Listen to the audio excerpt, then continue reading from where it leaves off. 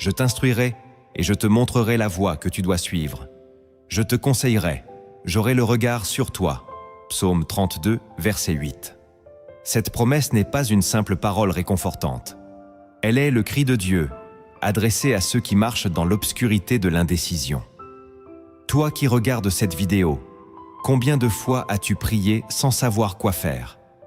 Combien de nuits as-tu passé à demander un signe, une direction, une réponse?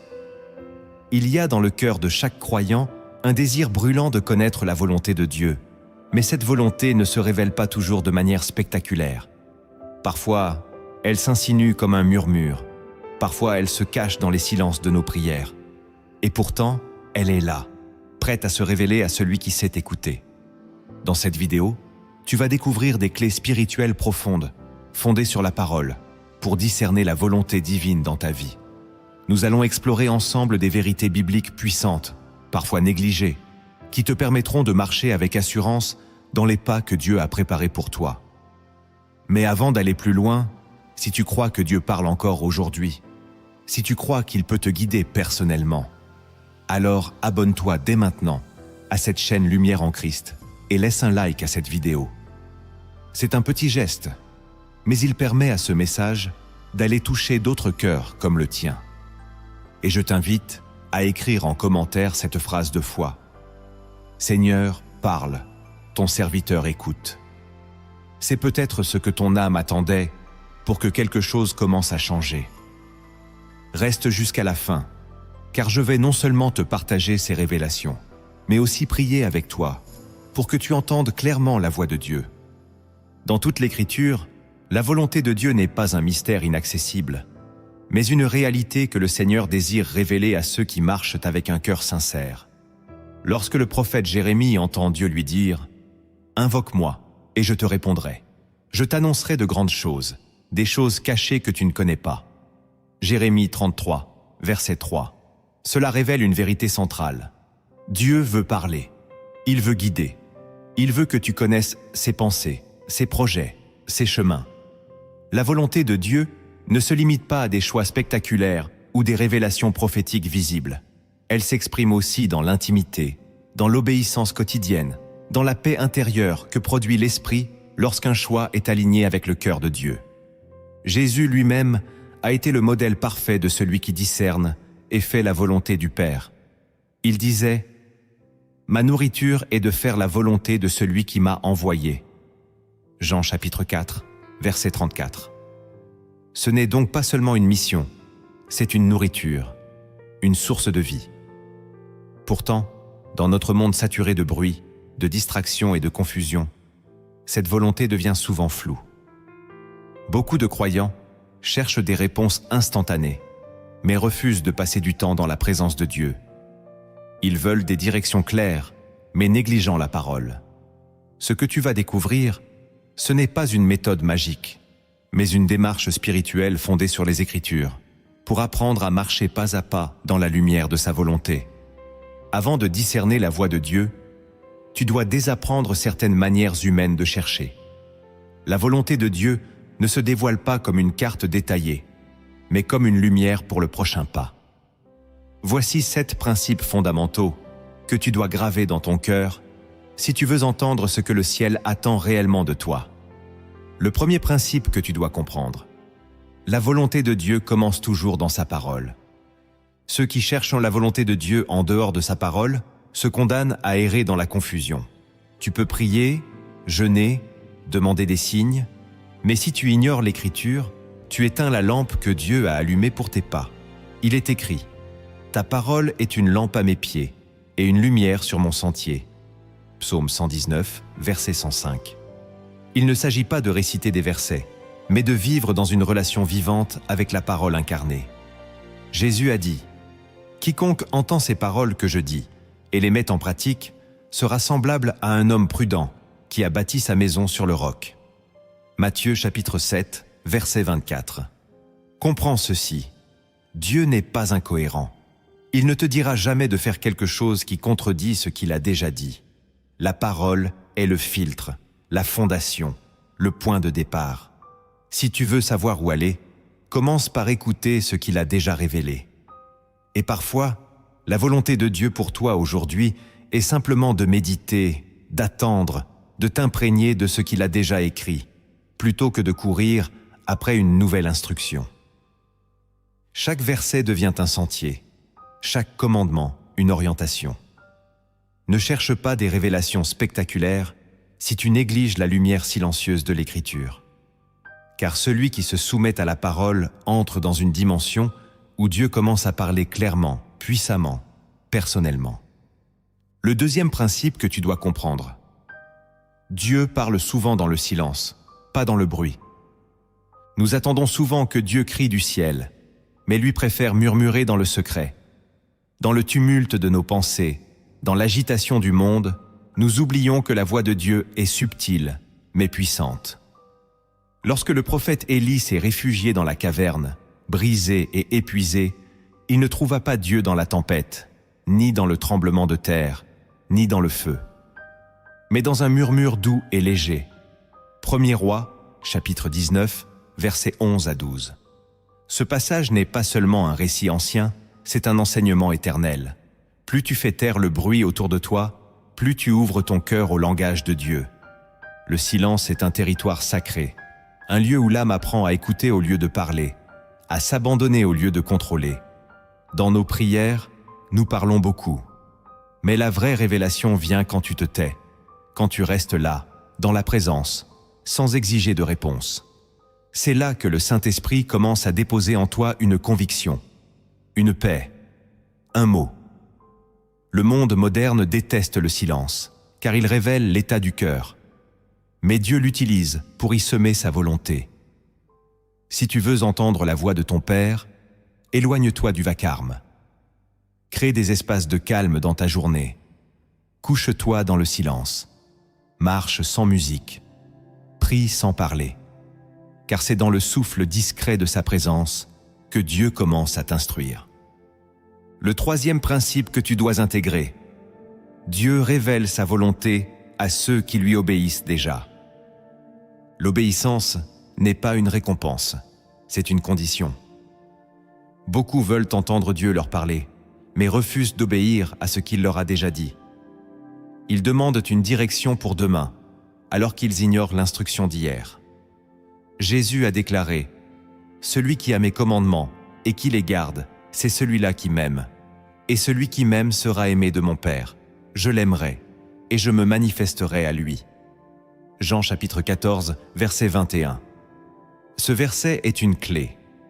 La manifestation de Jésus, c'est-à-dire sa volonté révélée, est liée à l'obéissance. Pas à la curiosité, ni au zèle émotionnel, mais à la fidélité dans les petits pas. Dieu ne multiplie pas ses paroles dans le vide.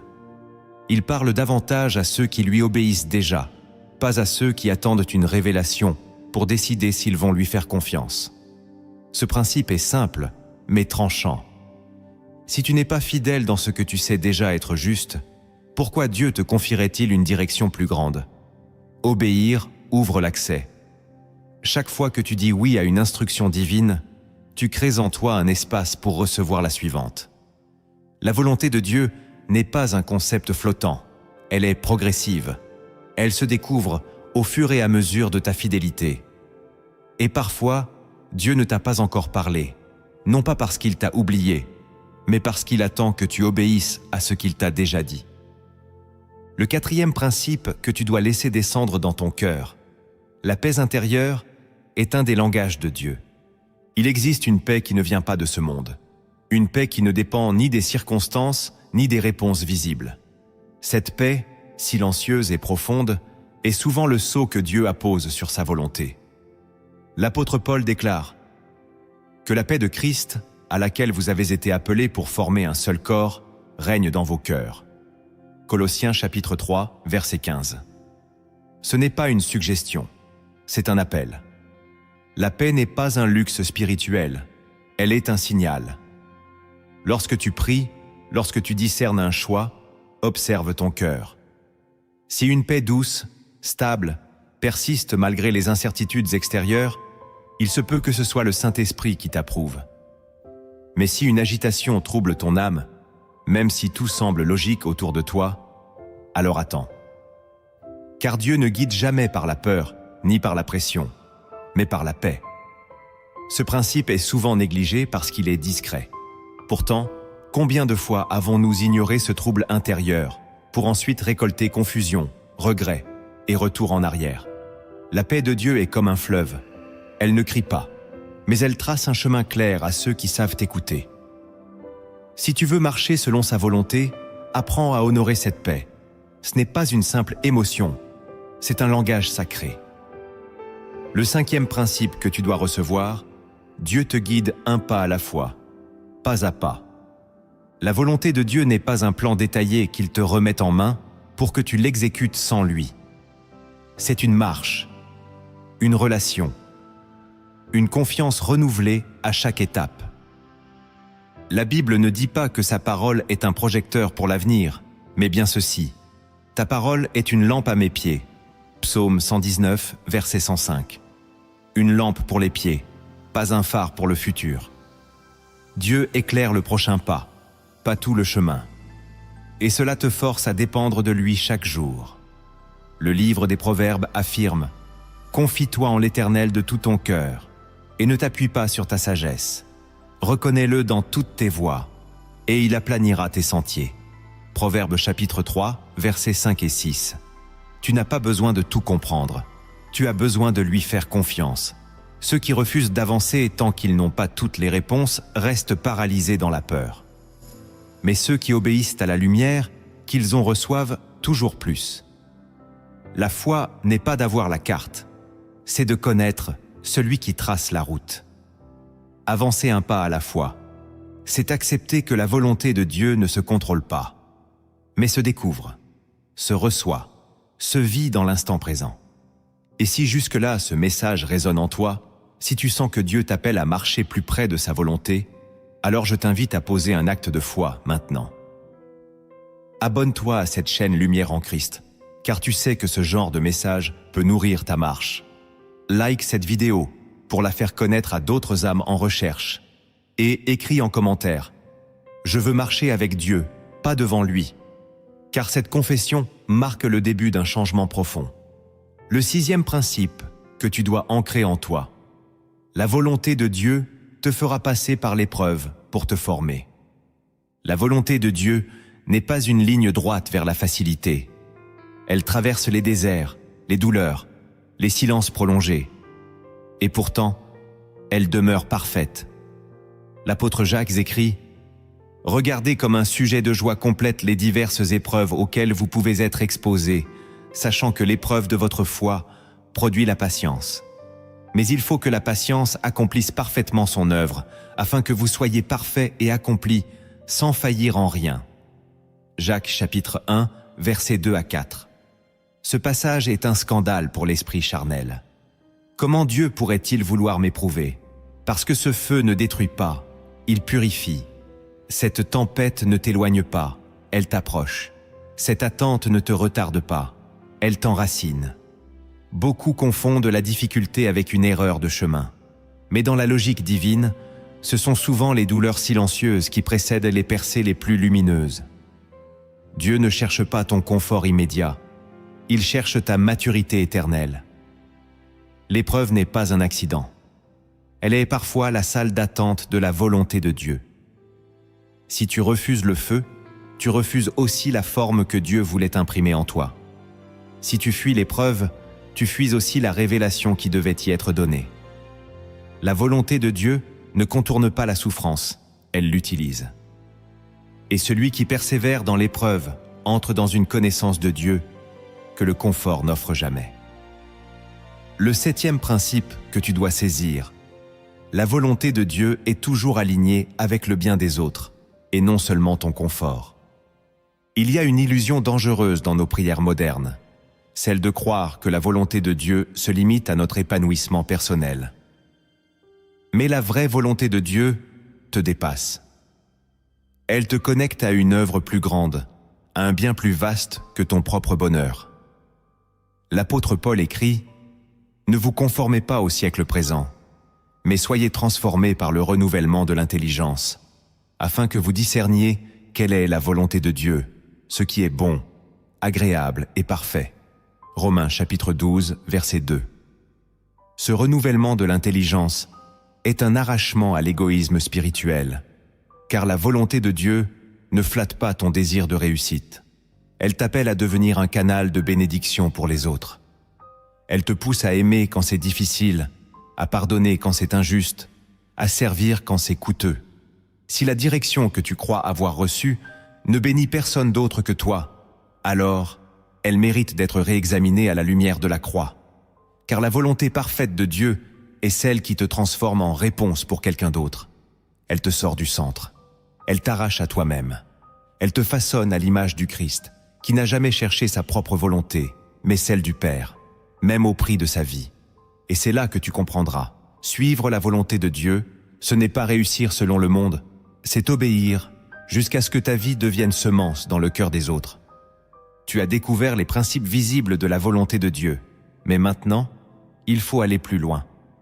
Il existe des vérités plus profondes, souvent invisibles, que seuls les cœurs brisés, les âmes patientes et les esprits renouvelés peuvent recevoir. Voici 5 vérités cachées que Dieu révèle à ceux qui ne cherchent pas seulement des réponses, mais une transformation. La première vérité que tu dois recevoir, ce que tu crois être un détour, est parfois le chemin de Dieu. Il y a des routes que tu n'aurais jamais choisies si Dieu t'avait laissé faire. Et pourtant, ce sont elles qui t'ont formé.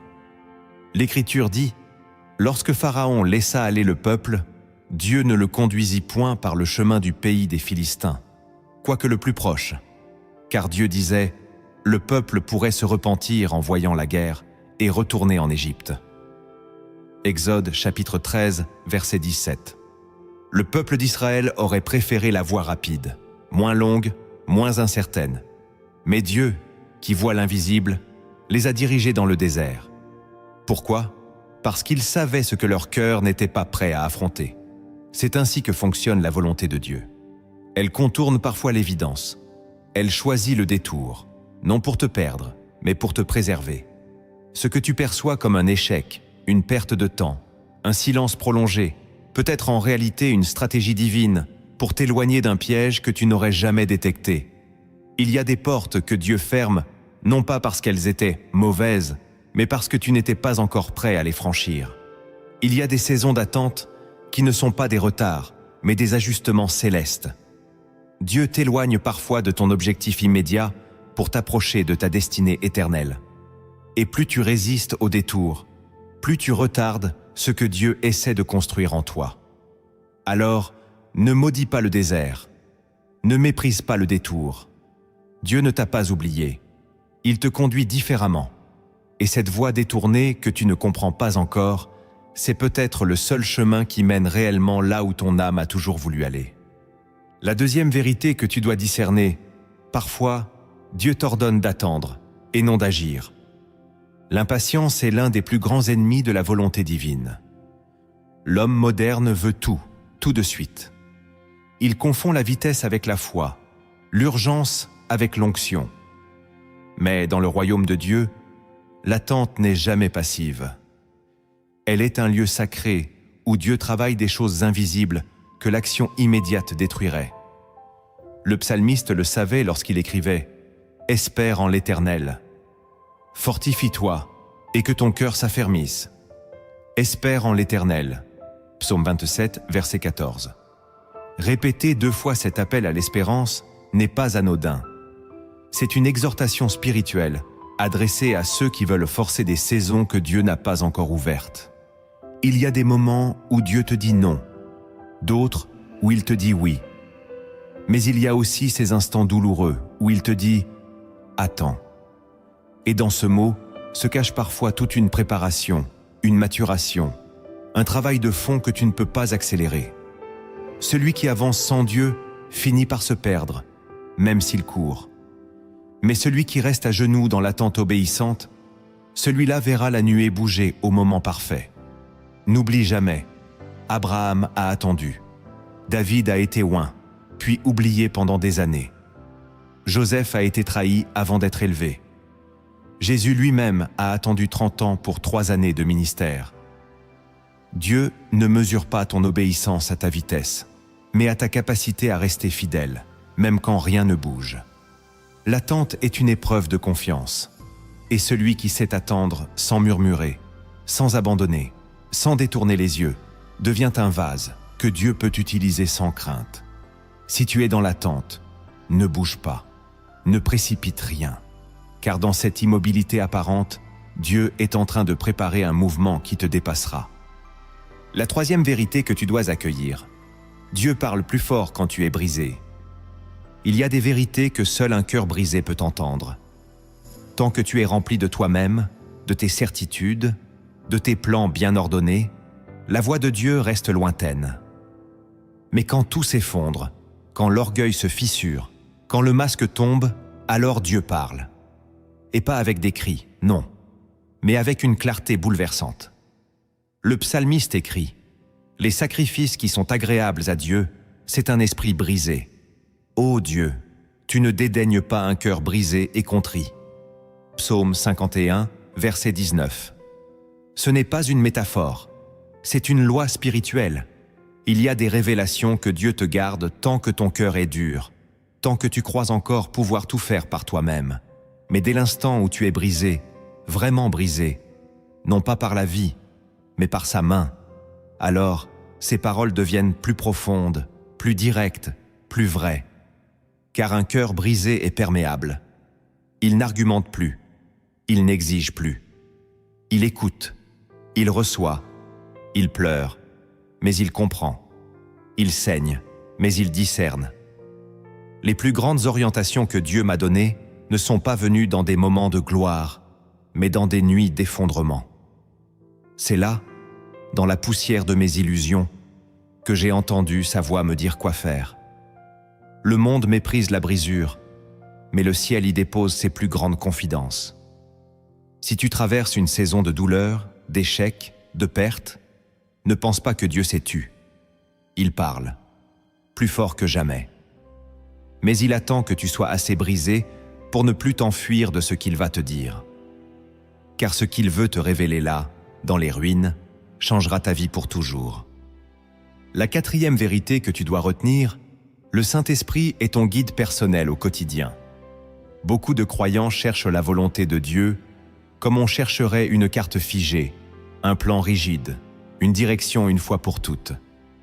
Mais Dieu ne t'a pas donné un schéma à suivre. Il t'a donné une personne, le Saint-Esprit. Jésus a dit: « Quand le Consolateur sera venu, l'Esprit de vérité, il vous conduira dans toute la vérité. Il vous annoncera les choses à venir. » Jean chapitre 16, verset 13. C'est une promesse directe, vivante, actuelle. Le Saint-Esprit n'est pas un principe, c'est un compagnon. Il marche avec toi, pas devant toi. Il ne t'impose pas, il te conduit. Il ne te crie pas dessus, il murmure. Il ne te donne pas toutes les réponses d'un coup. Il t'apprend à lui faire confiance, jour après jour. Il te parle par une impression, un verset qui revient, une paix soudaine ou un malaise profond. Il te parle parfois dans un rêve, parfois dans une conversation anodine. Mais encore faut-il que tu sois disponible. Si tu ignores sa présence, tu ignores sa voix. Le Saint-Esprit est là pour te guider à chaque instant, pas seulement dans les grands choix, mais dans les détails. Une rencontre, un mot à dire, un silence à garder. Le problème, c'est que nous avons appris à faire sans lui. Nous consultons Dieu quand tout va mal, mais nous oublions que son esprit est un conseiller permanent. Apprends à l'écouter au quotidien. Adresse-toi à lui comme à un ami, un guide, un souffle précieux. Et tu verras que même sans carte, tu ne seras jamais perdu. Car celui qui marche avec l'esprit n'avance pas par logique, mais par révélation. Et si ce message a touché ton cœur, ne le garde pas pour toi. Partage cette vidéo avec quelqu'un que tu aimes. Peut-être qu'à travers toi, le Saint-Esprit voudra aussi le guider. La cinquième vérité que tu dois croire: la volonté de Dieu n'est pas toujours agréable, mais elle est toujours parfaite. Il faut du courage pour accepter que la volonté de Dieu ne flatte pas nos désirs, mais les confronte. Elle ne cherche pas ton approbation, elle vise ta transformation. L'auteur de l'Épître aux Hébreux l'écrit avec une lucidité redoutable. Il est vrai que tout châtiment semble d'abord un sujet de tristesse et non de joie, mais il produit plus tard un fruit paisible de justice pour ceux qu'il a exercés. Hébreux chapitre 12, verset 11. Cela signifie que ce que Dieu veut pour toi peut, sur le moment, te déranger, te frustrer, même te briser. Car Dieu ne construit pas ta vie selon ton confort, mais selon sa vérité. Et sa vérité, parfois, taille, coupe, tranche, déracine. Il peut t'enlever des relations que tu croyais bénies. Il peut fermer des portes que tu priais pour voir s'ouvrir. Il peut t'appeler à renoncer à quelque chose que tu aimais profondément. Non pas parce qu'il est cruel, mais parce qu'il voit ce que tu ne vois pas. Il prépare un fruit de justice, pas un instant de plaisir. La volonté de Dieu peut te faire pleurer, mais elle te sanctifie. Elle peut te faire passer par le feu, mais elle te libère de tes chaînes. Ceux qui ne comprennent pas cela confondent souvent la voix de Dieu avec leurs émotions. Ils acceptent ce qui les rassure et rejettent ce qui les bouleverse.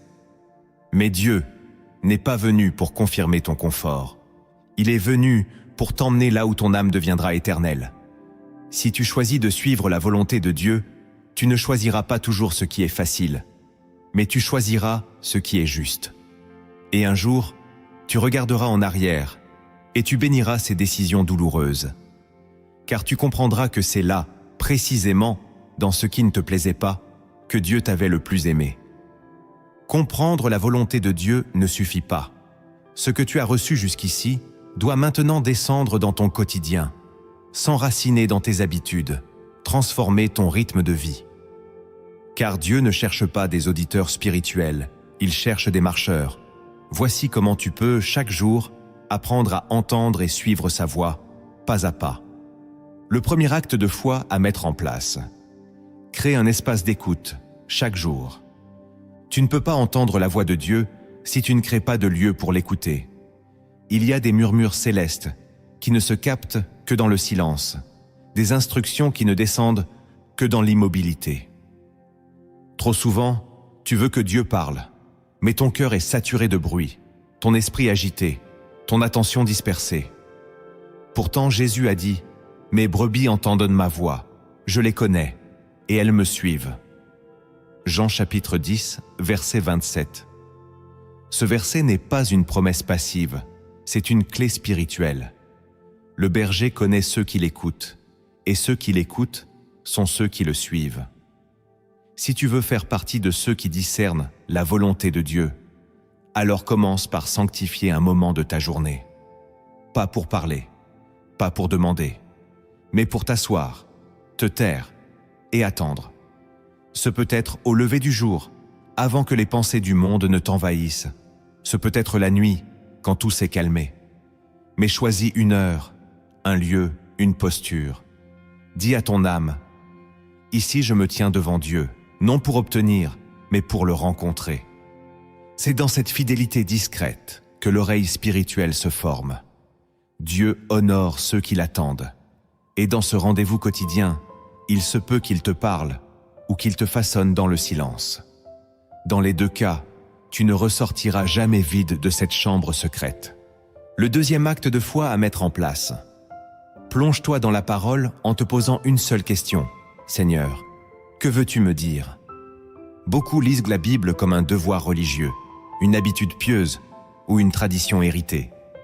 Mais rares sont ceux qui s'en approchent, avec le cœur d'un serviteur qui attend un ordre, d'un fils qui attend une parole, d'un disciple qui veut marcher selon la volonté du Maître. Si tu veux connaître ce que Dieu attend de toi, tu dois ouvrir sa parole non comme un livre, mais comme une voix. L'Écriture dit du juste. Il trouve son plaisir dans la loi de l'Éternel et la médite jour et nuit. Psaume 1, verset 2. Cette méditation n'est pas un exercice intellectuel, mais un acte d'écoute. Chaque verset devient une invitation, chaque passage une interpellation. Quand tu ouvres ta Bible, pose-toi cette question simple mais puissante. Seigneur, que veux-tu me dire aujourd'hui? Ne cherche pas à tout comprendre. Ne cherche pas à trouver un verset pour confirmer ton opinion. Laisse la parole te lire, te troubler, te redresser, t'éclairer. Lis lentement, une phrase à la fois, avec une attente réelle dans le cœur. Souvent, la direction de Dieu ne vient pas d'une voix du ciel, mais d'un verset qui s'impose à toi, qui te poursuit, qui s'imprime dans ton esprit jusqu'à transformer ton regard. La volonté de Dieu n'est pas toujours spectaculaire. Parfois, elle entre dans ton cœur par une ligne que tu as lue 1000 fois, mais qui, cette fois, vient te chercher. C'est là que commence le miracle de la révélation. Le troisième acte de foi à mettre en place. Jeûne non pour forcer Dieu, mais pour te rendre disponible. Le jeûne n'est pas une manière de manipuler le ciel. Ce n'est pas un levier pour obliger Dieu à parler plus vite. C'est un dépouillement volontaire, une offrande silencieuse, un cri du cœur qui dit « Seigneur, j'ai besoin de toi plus que de tout le reste ». Dans un monde qui nous remplit de tout sauf de Dieu, le jeûne devient une manière de faire taire la chair, d'éteindre le tumulte intérieur, d'ouvrir l'âme à la voix de l'esprit. Le prophète Ésaïe l'exprime avec une force prophétique. « Voici le jeûne auquel je prends plaisir. Détache les chaînes de la méchanceté. » Ésaïe, chapitre 58, versets 6 à 9. Ce jeûne-là libère, éclaire, aligne ton cœur avec la volonté divine. Il ne s'agit pas de se priver mécaniquement, mais de s'offrir entièrement. Pendant que ton corps réclame, ton esprit s'élève. Pendant que tu t'abstiens de nourriture, tu nourris ta foi. Le jeûne révèle ce qui dominait ton attention, et dans ce dépouillement, Dieu te parle. Parfois clairement, parfois juste par une paix profonde, une lumière qui descend, un poids qui tombe. Si tu veux réellement connaître la volonté de Dieu, apprends à lui réserver des jours où tu le cherches plus que tout le reste. Pas pour mériter une réponse, mais pour te rendre enfin disponible à celle qu'il donne depuis longtemps. Le quatrième acte de foi à mettre en place. Obéis dans les petites choses. Tu veux connaître la grande volonté de Dieu, mais tu négliges les petites fidélités. Tu pries pour des révélations puissantes, mais tu passes sous silence ces gestes simples que Dieu t'a déjà demandés. Pourtant, c'est là que tout commence. Jésus l'a dit sans détour. Celui qui est fidèle dans les moindres choses l'est aussi dans les grandes. Luc chapitre 16, verset 10. Ce principe est une loi spirituelle incontournable. Dieu ne confie pas des directions majeures à ceux qui méprisent les appels quotidiens à l'intégrité, au pardon, à la générosité, à la vérité. Il regarde si tu pardonnes quand personne ne le voit. Il regarde si tu dis la vérité quand ce serait plus facile de mentir. Il regarde si tu pries quand personne ne t'y oblige. Ce sont ces choix invisibles qui préparent ton cœur à discerner les chemins invisibles. Obéir à Dieu dans les détails, c'est prouver que tu le cherches vraiment, pas seulement ce qu'il peut te donner. Ce n'est pas l'ampleur du geste qui compte, mais l'authenticité de la réponse. Il y a des révélations que Dieu te réserve, mais il attend que tu traites avec sérieux la dernière chose qu'il t'a dite. Si tu veux marcher dans sa volonté, arrête de chercher ailleurs ce que Dieu t'a déjà montré ici. Honore chaque petite lumière, et tu verras que, pas à pas, Dieu t'ouvrira ce que tu croyais caché. Le cinquième acte de foi à mettre en place. Demande conseil à des croyants matures. La volonté de Dieu n'est pas toujours à entendre seule dans le secret. Parfois, elle se confirme dans la bouche de ceux que Dieu a déjà formés dans l'épreuve. Il y a des directions que tu crois recevoir, mais qui ont besoin d'être éprouvées par la sagesse. Le livre des Proverbes l'affirme. Quand la prudence fait défaut, le peuple tombe. Et le salut est dans le grand nombre des conseillers. Proverbes chapitre 11, verset 14. Ce verset ne parle pas d'opinions multiples, mais d'un principe spirituel. Dieu parle aussi à travers l'expérience des autres. L'orgueil te pousse à croire que tu n'as besoin de personne, que Dieu te parlera toujours directement. Mais l'humilité t'ouvre à cette réalité. Parfois, il place sur ta route un frère ou une sœur qui voit ce que toi tu ne vois pas. Il utilise une parole pleine de discernement pour confirmer ou corriger ton orientation. Ne confie pas ton cœur à n'importe qui, mais sois assez sage pour rechercher ceux qui marchent avec Dieu depuis longtemps. Pas forcément les plus éloquents, mais les plus intègres. Ceux qui savent t'écouter sans juger, parler sans dominer et prier avant de répondre. C'est là que tu découvriras que Dieu, dans sa grâce, a mis des veilleurs autour de toi pour éviter que tu tombes là où d'autres sont déjà passés. Si tu veux discerner sa volonté, apprends aussi à tendre l'oreille quand il te parle à travers un autre. Et si cette vérité résonne en toi, écris en commentaire. Je choisis l'humilité pour ne pas me tromper de chemin. Ta confession publique peut être le début d'une protection invisible. Le 6e acte de foi à mettre en place. Ne te fie pas à tes émotions, mais à la paix de Dieu. Tes émotions sont changeantes, instables, souvent influencées par la peur, l'envie ou la fatigue. Elles peuvent te pousser à agir vite, à croire que ce que tu ressens est forcément la voix de Dieu. Mais la volonté de Dieu n'est pas soumise à tes états d'âme. Elle s'accompagne d'un signe que le monde ne comprend pas, la paix intérieure. Cette paix ne vient pas de l'absence de problème, mais de la présence de Dieu. L'apôtre Paul l'a écrit avec puissance. Et la paix de Dieu, qui surpasse toute intelligence, gardera vos cœurs et vos pensées en Jésus-Christ. Philippiens chapitre 4, verset 7. Quand Dieu approuve un chemin, il ne t'enlève pas toujours les obstacles, mais il dépose en toi une paix inexplicable, tenace, solide. Si tu t'apprêtes à faire un choix et que, malgré toutes les apparences, ton cœur est agité, tendu, inquiet, alors n'avance pas. Ce trouble est souvent un signal du ciel. Mais si une paix douce persiste, même dans l'incertitude, même au milieu de tes peurs, alors reste attentif. Dieu est peut-être en train de dire oui. Ce n'est pas ton excitation qui doit décider, ni ton enthousiasme, ni ton angoisse. C'est cette paix profonde, calme et silencieuse que l'Esprit dépose quand tu es aligné avec la volonté du Père. Apprends à faire le tri entre ce que tu ressens et ce que Dieu approuve. Car ce que tu ressens peut te tromper. Mais ce que Dieu confirme par la paix te gardera debout. Le 7e acte de foi à mettre en place. Note chaque réponse reçue et chaque direction suivie. Le cœur humain oublie vite. Il prie avec ardeur, puis néglige la réponse. Il reçoit une direction, puis doute quelques jours plus tard. Mais la fidélité commence par la mémoire. Dieu parle, mais il t'appelle aussi à te souvenir. Dans toute la Bible, Dieu demande à son peuple de garder trace de ses œuvres, de ses paroles, de ses délivrances. Car ce que tu ne notes pas, tu risques de le perdre dans le tourbillon de tes pensées. C'est pourquoi tu dois bâtir une mémoire spirituelle. Prends un cahier, un carnet, une page dédiée. Et chaque fois que tu crois avoir reçu une instruction, une confirmation, une parole dans la prière ou dans la parole, écris-la. Même si elle te semble simple, même si tu n'en saisis pas encore toute la portée.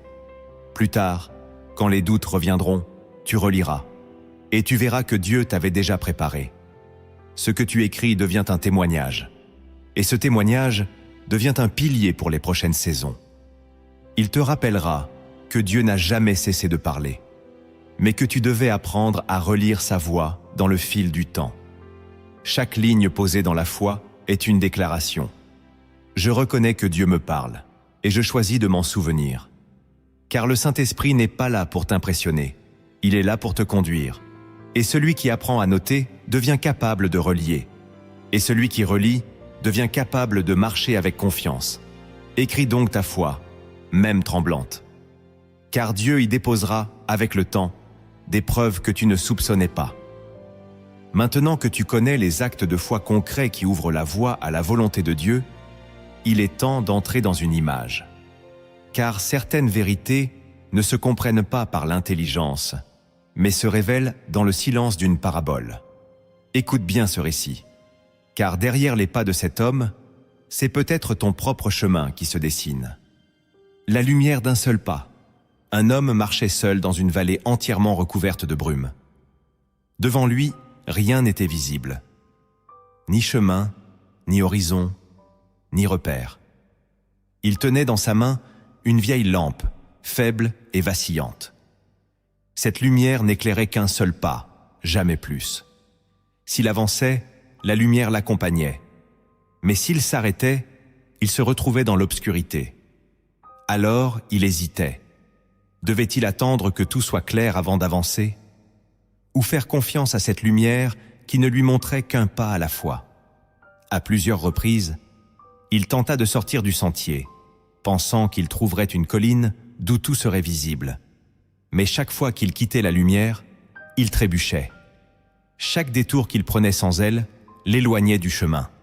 Et chaque fois qu'il revenait à cette lampe, une paix étrange l'envahissait. Un jour, fatigué de lutter, il décida de ne plus rien forcer. Il fit un pas, puis un autre, puis encore un, sans savoir où cela le mènerait. Et au bout de plusieurs jours de marche silencieuse, il leva les yeux. Le brouillard s'était levé sans qu'il s'en rende compte. Devant lui s'ouvrait un paysage vaste, paisible et lumineux. Ce n'était pas le chemin le plus rapide, mais c'était le seul qui avait gardé son âme intacte. Alors il comprit, la lumière ne lui avait jamais été donnée pour tout voir. Elle lui avait été donnée pour rester en mouvement, non pas pour le rassurer, mais pour le rapprocher. Et tant qu'il avançait, même dans le doute, Dieu guidait. Et c'est ainsi que ce récit devient plus qu'une histoire. Il devient un miroir. Car marcher avec Dieu, c'est accepter de ne pas tout comprendre tout de suite. C'est avancer sans avoir les garanties du monde, sans savoir ce qui t'attend dans 6 mois, ni ce que Dieu prépare derrière la colline invisible. Mais chaque pas que tu fais dans la foi, chaque acte d'obéissance, chaque silence habité devient une offrande qui attire sa lumière. Cette manière de suivre la volonté de Dieu transforme tout. Ta prière n'est plus une liste de demandes, elle devient un lieu d'écoute. Tu ne pries plus pour obtenir, tu pries pour rester aligné. Tu n'es plus en attente d'un grand miracle, mais en veille constante d'un murmure. Ta foi devient mature. Tu n'as plus besoin de tout ressentir pour croire, tu avances même dans le silence. Tu ne mesures plus l'amour de Dieu à ce qu'il te donne, mais à la manière dont il te forme. Tu ne cherches plus l'émotion, tu cherches la fidélité.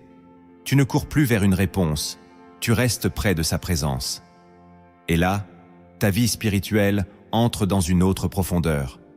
Tu comprends que la volonté de Dieu, ce n'est pas un lieu à atteindre, mais une personne à suivre. Ce n'est pas un événement, c'est une communion. Tu n'attends plus un feu du ciel pour bouger, tu bouges, et le feu vient te rejoindre.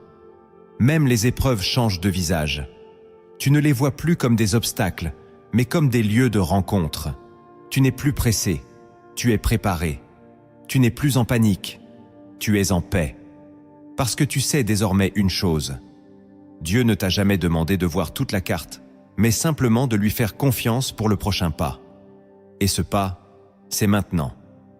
Tu as cherché à connaître la volonté de Dieu, et tu viens de découvrir qu'elle ne se trouve pas toujours là où l'homme la cherche. Elle n'est pas cachée dans les éclats d'une révélation spectaculaire, mais dans la constance silencieuse de celui qui obéit. Tu as entendu 7 principes pour orienter ton cœur et 5 vérités profondes pour élargir ta vision. Tu as reçu des actes concrets à poser chaque jour, non pour impressionner Dieu, mais pour le rencontrer réellement. Tu as compris que sa volonté est plus qu'une direction, c'est un appel à vivre proche de lui, à chaque instant. Maintenant, il ne s'agit plus d'accumuler des connaissances, il s'agit de répondre. La volonté de Dieu n'attend pas ta perfection, mais ta disponibilité. Ce qu'il attend de toi, ce n'est pas une spiritualité compliquée, mais un cœur qui dit « Seigneur, je veux marcher avec toi, un pas à la fois. » Alors ferme les yeux là où tu es, et laisse-moi prier avec toi. Seigneur, tu vois celui ou celle qui regarde cette vidéo.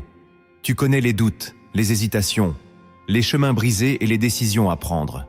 Tu connais le silence qui pèse, la confusion qui fatigue, le cœur qui ne sait plus quoi faire. Mais aujourd'hui, Père, je te prie de parler. Pas comme le monde attend une voix, mais comme ton esprit sait déposer une paix. Je te prie de réveiller l'oreille intérieure de mon frère, de ma sœur. Qu'ils ne vivent plus dans la peur de se tromper, mais dans la foi de te suivre. Qu'ils osent se lever, même sans tout voir. Qu'ils obéissent à ta parole, même quand elles semblent difficiles. Seigneur, fais tomber les fausses idées, les images déformées de ta volonté. Rends claire la simplicité de ton appel. Envoie ton esprit éclairer chaque pas. S'il y a des décisions à prendre, confirme-les. S'il y a des choses à abandonner, révèle-les. Et s'il faut simplement attendre, alors donne la force d'attendre dans la paix. Que cette prière soit une semence d'alignement. Qu'à partir de ce jour, leur vie ne soit plus menée par la peur de se tromper, mais par la confiance en un Dieu qui guide, corrige et accompagne jusqu'au bout. Et si cette vidéo a été un tournant pour toi, alors ne garde pas ce message pour toi. Partage-le avec un ami, un membre de ta famille, quelqu'un qui a besoin de lumière sur son chemin. Et surtout, écris en commentaire cette déclaration. Je choisis la volonté de Dieu, même quand elle me dépasse. Car cette phrase, dans ta bouche, est une confession de foi. Elle ouvre une saison nouvelle. Elle déplace ton regard du sol vers le ciel. N'oublie pas de t'abonner à cette chaîne Lumière en Christ si ce n'est pas encore fait, car ici, chaque message est une semence pour t'aider à grandir dans ta foi, jour après jour. Que la paix de Dieu soit ton guide, et que son souffle te précède là où toi, tu n'as encore jamais osé marcher.